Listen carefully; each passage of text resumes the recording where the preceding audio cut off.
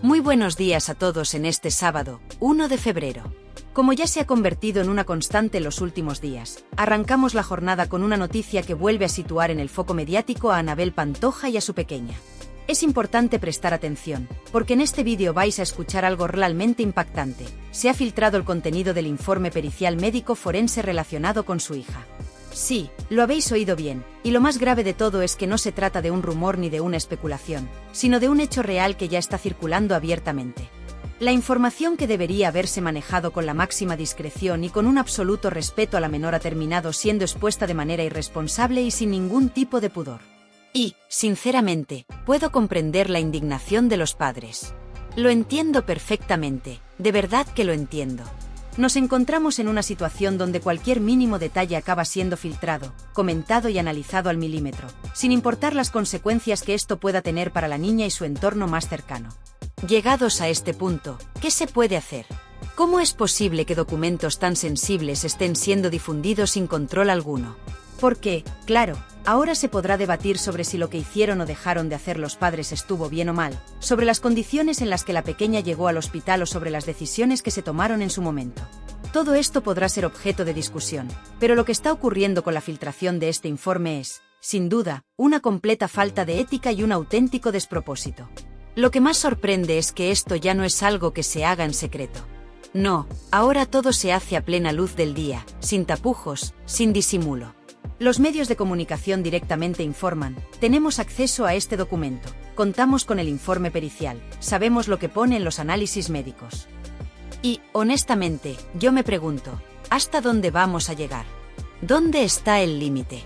Porque si seguimos en esta línea, dentro de poco cualquier dato privado será expuesto sin ninguna consideración. Estamos hablando de un asunto extremadamente delicado, de la vida de una menor que, en teoría, debería estar protegida por la ley. Pero parece que eso ya no importa. Espero, sinceramente, que todo esto no pase a mayores, pero lo cierto es que la situación ya es muy grave.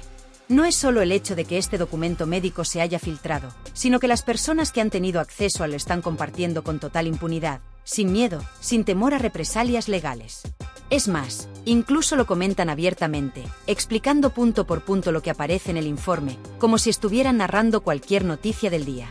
Atención, porque estamos ante un nuevo escándalo, otro más que se suma a la larga lista de irregularidades en este caso. Personalmente, hay muchas cosas que jamás llegaré a entender.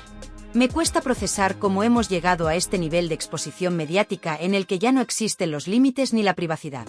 Pero bueno, así están las cosas. Lo más preocupante de todo es que la prensa ya ni siquiera se molesta en ocultarlo. No hay filtros, no hay prudencia, no hay ética periodística. Todo lo contrario. Parece que la carrera por ser los primeros en revelar cualquier dato exclusivo está por encima de cualquier principio moral. Todo esto me resulta completamente surrealista. Y no es que lo crea, es que lo afirmo con rotundidad. Los medios están cruzando absolutamente todas las líneas rojas posibles. Si este canal está haciendo algo con respecto a la polémica de Anabel Pantoja y su hija, es precisamente señalar y denunciar la actitud de ciertos medios de comunicación que están yendo demasiado lejos. No podemos permitir que esta tendencia continúe, porque lo único que se consigue con ello es dañar aún más a la menor, que debería ser la prioridad en todo este asunto. Lo peor de todo es que la decisión del Tribunal Superior de Justicia de Canarias, que en teoría estaba destinada a garantizar la protección de la niña, ha terminado teniendo un efecto completamente opuesto. Y no es una exageración, ha sido todo lo contrario a lo que se esperaba. Y lo vais a ver con vuestros propios ojos. Ahora bien, lo más sensato que podemos hacer en este momento es observar con detenimiento cada detalle y analizar los hechos tal como se han ido presentando. La investigación en torno a Anabel Pantoja y su pareja sigue su curso, después de que su hija fuera hospitalizada de urgencia con un traumatismo cráneoencefálico. A día de hoy, el objetivo principal de los expertos forenses y de las autoridades encargadas del caso es determinar el origen exacto de esta lesión y esclarecer las circunstancias que rodearon su ingreso en el hospital. Se trata de un asunto extremadamente delicado, ya que nos encontramos ante un caso en el que se investiga la posible existencia de malos tratos, o por el contrario, un desafortunado accidente que pudo haber tenido consecuencias graves para la menor. Para arrojar luz sobre lo ocurrido, los investigadores han decidido recurrir a una de las herramientas más objetivas que existen, las grabaciones de las cámaras de seguridad del centro comercial donde, al parecer, se habrían producido los hechos. Estas imágenes podrían resultar clave para entender con exactitud lo que sucedió antes de que la niña fuera trasladada al hospital. En estas situaciones, los vídeos de vigilancia pueden ser determinantes, ya que permiten reconstruir los eventos minuto a minuto y comprobar si las declaraciones de los implicados coinciden con la realidad captada por las cámaras.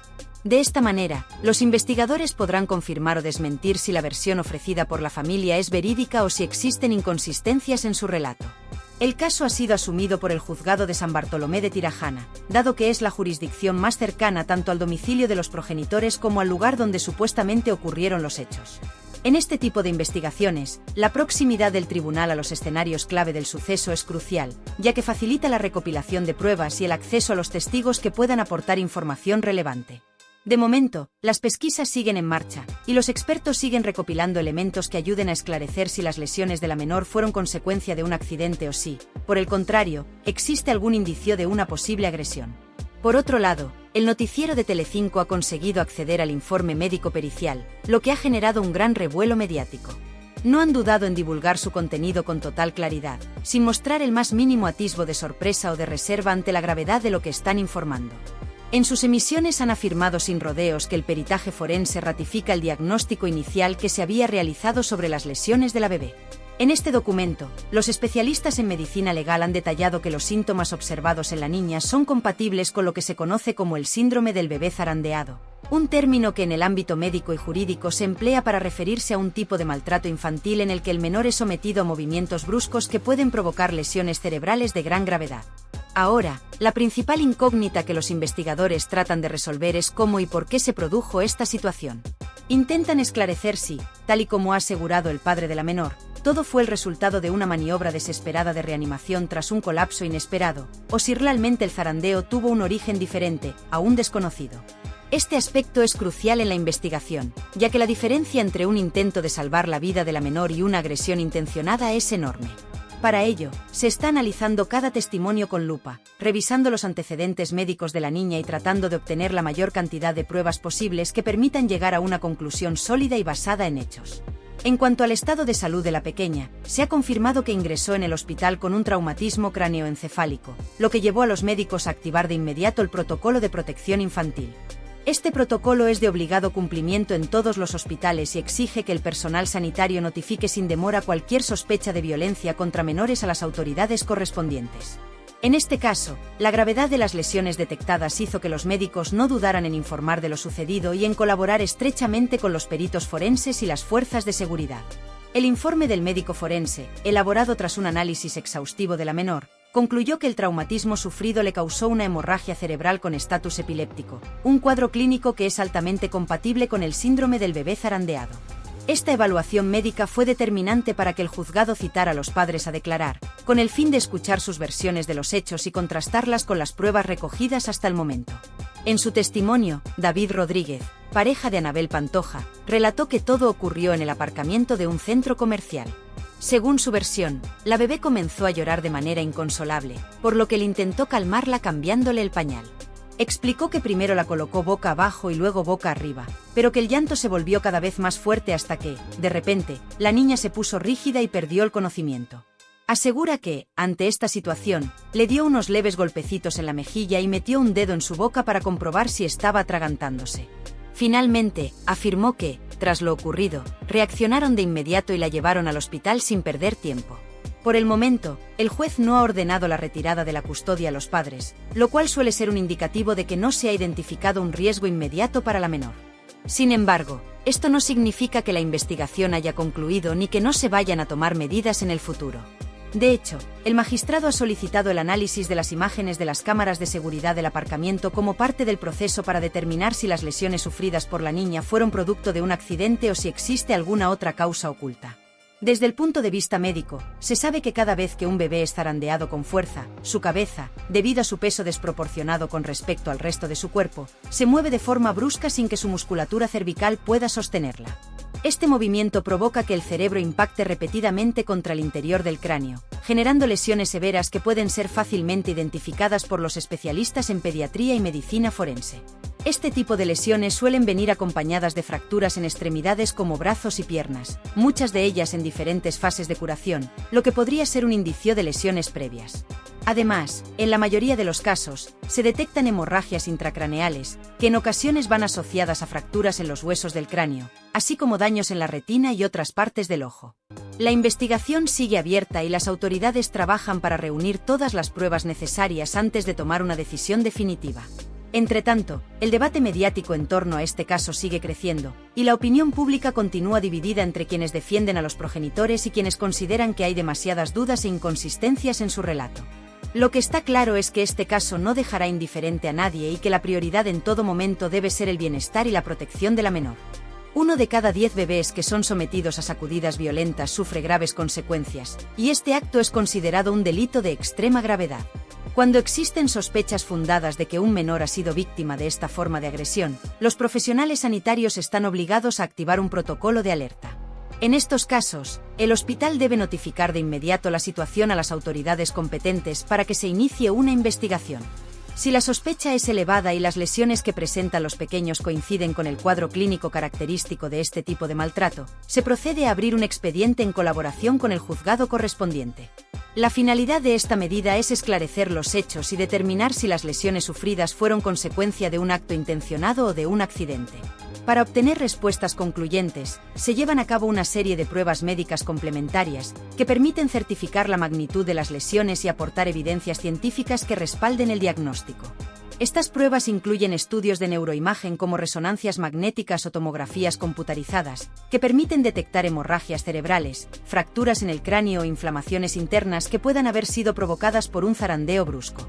Además, se realizan análisis oftalmológicos, ya que una de las señales más claras del síndrome del bebé sacudido es la presencia de hemorragias en la retina, un daño que solo puede producirse por un impacto violento y que es prácticamente imposible que ocurra de forma accidental. Es importante destacar que el zarandeo de un bebé no es la forma más común de maltrato infantil, pero sí es una de las más peligrosas. Es la que provoca el mayor número de muertes y deja secuelas irreversibles en aquellos niños que logran sobrevivir. Cuando un bebé es sacudido con fuerza, su cabeza, que es proporcionalmente más grande y pesada que el resto de su cuerpo, se mueve bruscamente de un lado a otro sin que su musculatura cervical tenga la fuerza suficiente para sostenerla. Este movimiento provoca que el cerebro impacte contra el interior del cráneo, generando lesiones graves como hemorragias, inflamaciones y fracturas óseas. Hay una diferencia crucial entre estimular a un bebé para que reaccione con un leve toque físico o una pequeña acción motora y ejercer sobre él una fuerza descontrolada. Cuando un niño sufre un episodio de falta de respuesta o un momento de crisis, es normal que los padres intenten estimularlo con ligeros toques en la mejilla o en los brazos, pero estos movimientos deben ser suaves, discretos y jamás deben convertirse en una acción agresiva.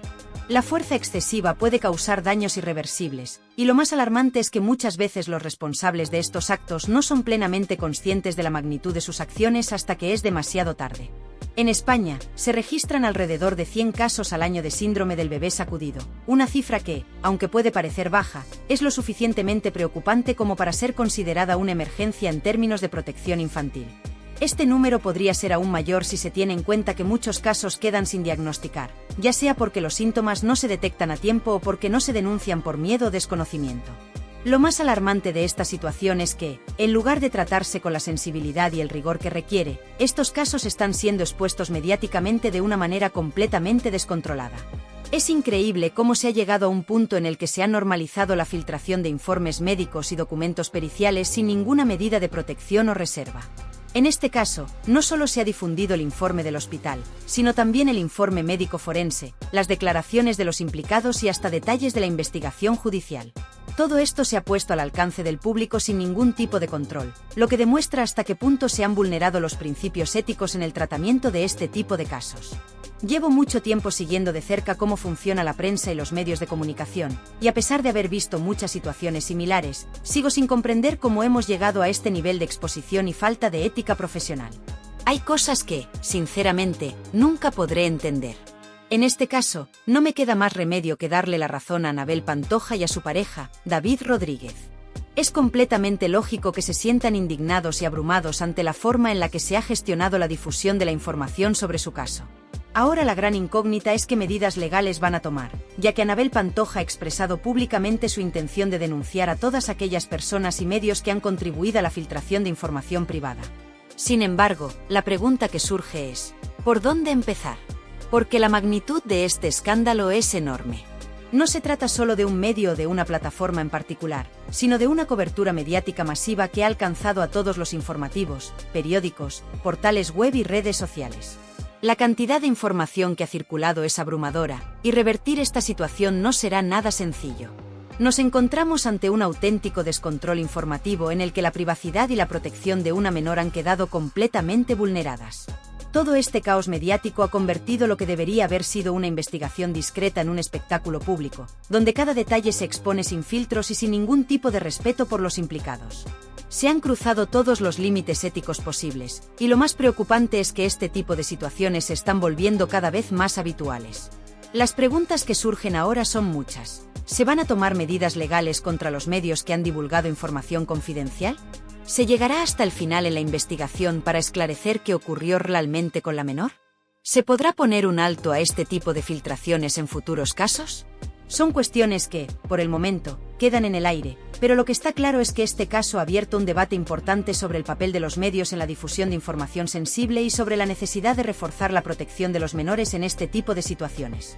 Me encantaría conocer vuestra opinión sobre este tema. ¿Qué pensáis al respecto? ¿Cuál es vuestra perspectiva? Dejad vuestros comentarios, os leo atentamente. Si aún no sois parte del canal, os invito a suscribiros ahora mismo. Es totalmente gratis y con ello me ayudáis muchísimo a seguir creando más contenido como este. Además, si el vídeo os ha parecido interesante, os agradecería que dejaseis un me gusta, ya que vuestro respaldo es clave para que podamos seguir creciendo juntos. Como siempre, os envío un enorme abrazo y os agradezco de todo corazón por estar aquí, por vuestro tiempo y por formar parte de esta gran comunidad. Nos vemos muy pronto en los próximos vídeos con más novedades y contenido interesante. No os lo perdáis.